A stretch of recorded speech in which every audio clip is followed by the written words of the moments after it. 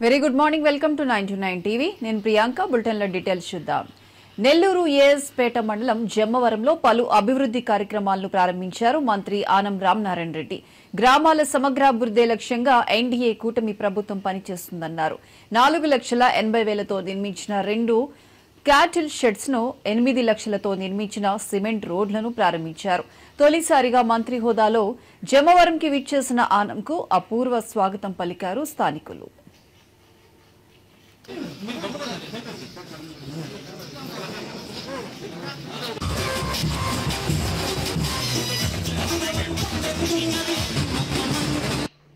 ఈరోజు బహుశా మొట్టమొదటిగా మన ప్రభుత్వం వచ్చిన ఈ 6 మాసాల్లో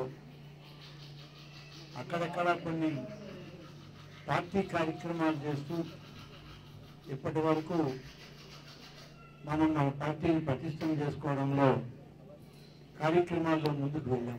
అలాగే కూటమి నాయకులు ఉప ముఖ్యమంత్రి శ్రీ పవన్ కళ్యాణ్ గారు, భారత ప్రధాని శ్రీ నరేంద్ర మోడీ గారు వీరందరి ఆశీస్సులతో నెల్లూరు జిల్లాలో అభివృద్ధి కార్యక్రమాలను ప్రారంభిస్తున్నారు.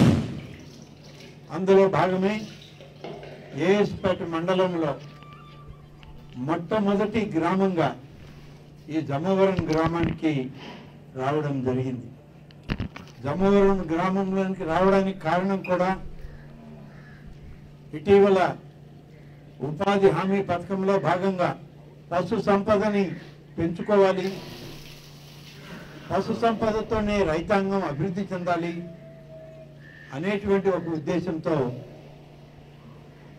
క్యాటిల్ షెడ్లు అని చెప్పి షెడ్లు ఏర్పాటు చేసుకోవడానికి దాదాపుగా 2,40,000 రూపాయలు ఒక్కొక్క షెడ్కి ఖర్చు అవ్వడానికి ఈరోజు ప్రభుత్వం ఏర్పాటు చేసింది.